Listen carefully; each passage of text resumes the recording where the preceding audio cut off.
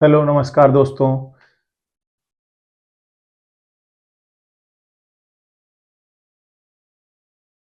Hello नमस्कार दोस्तों, उम्मीद है आप सब लोग अच्छे होंगे। तो दोस्तों, कल जो हुआ वो टेस्ट क्रिकेट में, इंडियन टेस्ट क्रिकेट में इससे पहले ऐसा कभी नहीं हुआ। कल जो मैच, दूसरा test match India versus Bangladesh जो चल रहा था, उसमें पहले दिन अराउंड 30 ओवर्स का गेम हुआ था, 30 ओवर का हुआ था। उसके बाद पहला दिन, दूसरा दिन और तीसरे दिन कोई भी मैच नहीं हुआ बारिश के कारण। जो मैच लखनऊ के कान्हा स्टेडियम में हो रहा था, लेकिन चौथे दिन फिर वो मैच स्टार्ट हुआ। और दोस्तों, ऐसा लग रहा था नहीं, लगभग सभी ये मान रहे थे कि इस टेस्ट मैच का कोई रिजल्ट नहीं निकलेगा। लेकिन इंडियन टीम ने, वो ये सोच रखे थे, उनका इंटेंट ऐसा था कि हमें इसका रिजल्ट निकालना है। क्योंकि अभी टॉप पर तो इंडिया ही है, डब्ल्यूटीसी जो होना है उसके लिए जो पॉइंट्स टेबल में सबसे ऊपर इंडिया है, फिर ऑस्ट्रेलिया है। तो दोस्तों, लेकिन फिर इंडिया के लिए दिक्कत आ सकती है, क्योंकि इंडिया को 5 टेस्ट मैचेस जीतने थे, टोटल 10 बच रहे थे। इनमें अगर ये 2 जीत जाते तो अगले जो ऑस्ट्रेलिया से 5 और 3 जो न्यूजीलैंड के साथ टेस्ट मैचेस हैं, इनमें से फिर इंडिया को सिर्फ 3 टेस्ट मैचेस जीतने होंगे। तो वो क्वालिफाई, वो ऑलमोस्ट फाइनल हो जाएगा कि वो डब्ल्यूटीसी का फाइनलिस्ट होगा। दूसरा मोस्ट प्रोबेबल ऑस्ट्रेलिया है, बट श्रीलंका भी गेम में आ सकता है। देखते हैं वो आगे क्या होता है। लेकिन दोस्तों, कल कुछ बहुत सारे रिकॉर्ड भी बने। कल दोस्तों 107 रन पे 3 विकेट से बांग्लादेश ने कल खेलना स्टार्ट किया दोस्तों। उसके बाद बांग्लादेश की टीम 233 रन पर ऑल आउट हो गई दोस्तों, 233 पर।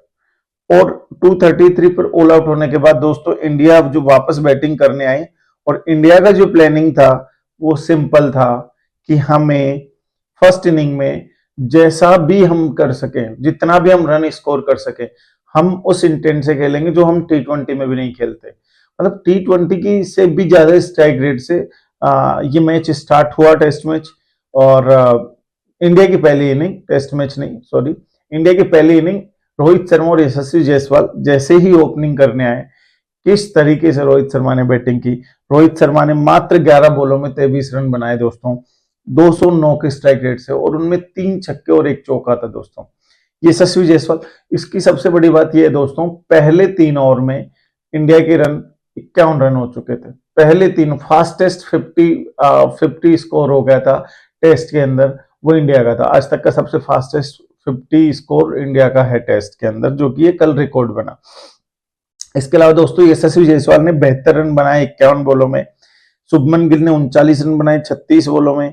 ऋषभ पंत ज्यादा कुछ नहीं कर पाए, वो 9 रन बना के आउट हो गए 12 बॉल में।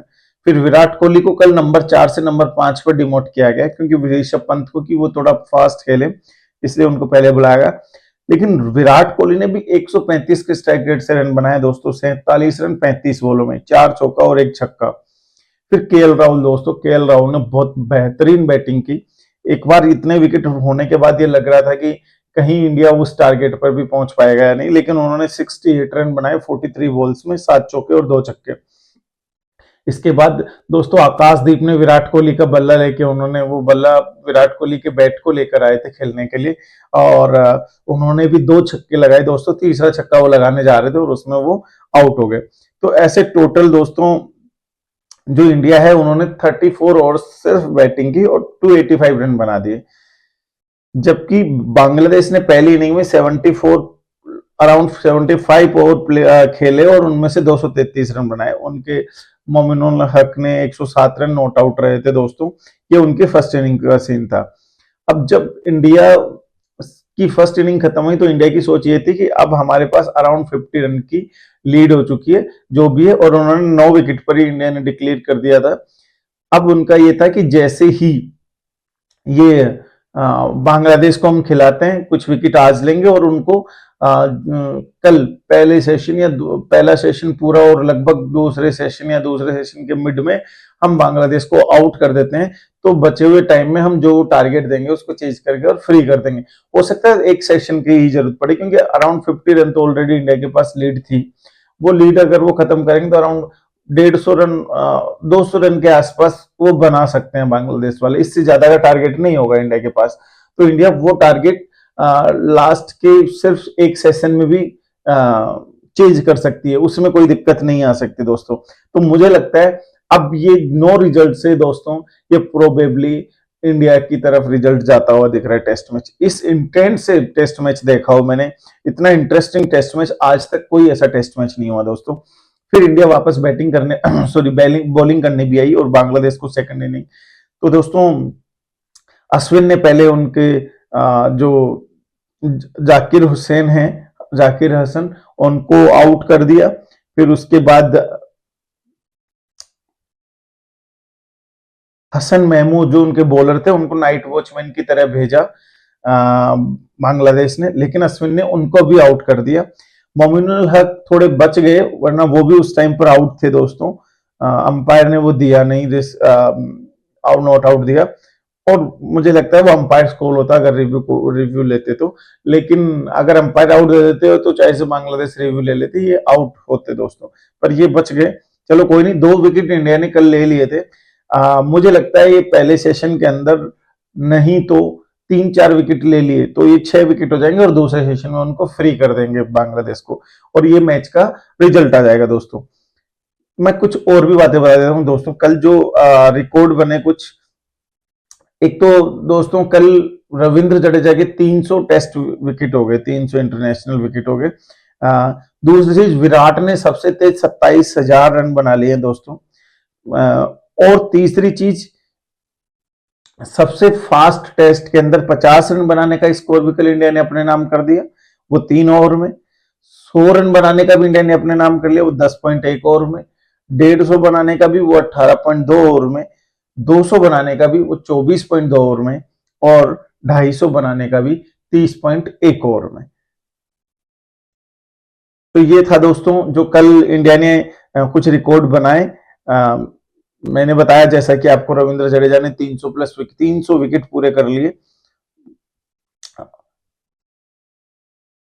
और 300 रन और 3000 विकेट, 300 विकेट और 3000 प्लस रन बनाने वाले वो तीसरे प्लेयर है इंडिया की तरफ से।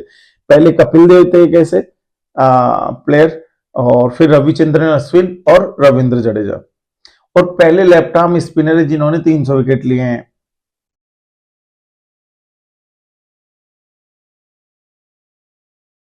और दोस्तों यशस्वी जायसवाल ने जो 50 लगाई थी, आपको पता हो तो उन्होंने 31 बॉलों में 50 लगाई। इससे पहले जो फास्टेस्ट 50 का रिकॉर्ड है अभी भी है, वो ऋषभ पंत के नाम है, वो 28 बॉलों में 28 बॉलों में। और इससे पहले एक बार कपिल देव भी लगा चुके हैं, वो 30 बॉलों में। कल मौका था किसके पास, यशस्वी जायसवाल के पास, उससे भी फास्टेस्ट 50 लगाने का, लेकिन वो नहीं कर पाए। तो उनका जो 50 है वो 31 बॉलों में दोस्तों। और सबसे कम ओवर में डिक्लेरेशन भी इंडिया का कल हुआ है, 34.4 ओवर में सिर्फ। ये थी दोस्तों पूरी कल के मैच की कहानी, और आज का मैच बहुत इंटरेस्टिंग होने वाला है। इंडिया ने तो कल मैच इस तरीके से खेला है कि T10 मैच खेल रहा हो, T20 भी नहीं, T10 जो अबू धाबी T10 लीग होती है, 10-10 ओवर के अंदर वो 150 रन बनते हैं, उस अकॉर्डिंग, क्योंकि इंडिया ने पहले 3 ओवर में 51 रन बना लिए थे। लगभग 16-17 की रन रेट से रन चल रहे थे। जैसे ही रोहित शर्मा आउट होते हैं वो स्ट्राइक रेट कम होती है, लेकिन फिर भी यशस्वी जायसवाल एक छोर से लगे रहते हैं। शुभमन गिल खेलते हैं, वो भी ट्राई करते हैं, लेकिन वो उतना उसको पेस नहीं दे पाते। फिर ऋषभ पंत आते हैं, ऋषभ पंत जल्दी आउट हो जाते हैं। फिर विराट कोहली आते हैं, विराट कोहली ने लगातार जिस तरीके से वो खेलते नहीं है, वो अपने खेल के विपरीत उस तरीके से एक अराउंड 135 की स्ट्राइक रेट पे वो खेल रहे थे रेगुलर। उनका चल रहा था 135-150 के अराउंड चल रहा था, लेकिन ओवरऑल उनका 135 स्ट्राइक रेट रहा, तो उन्होंने भी अच्छी बैटिंग की। तो दोस्तों यही था अभी के लिए इस मैच की अपडेट, लेकिन आज देखना होगा क्या इस मैच का रिजल्ट निकलता है। इंडियन बॉलर्स किस तरीके से बॉलिंग करते हैं, क्या पहले ही सेशन में ऑल आउट कर देते हैं बांग्लादेश को, या बांग्लादेश टाइम लेती है, पहला और दूसरा सेशन पूरा खेल पाती है या नहीं। देखते हैं वो किस हिसाब से होता है दोस्तों। अभी के लिए थैंक यू, फिर मिलते हैं अगले वीडियो में। धन्यवाद।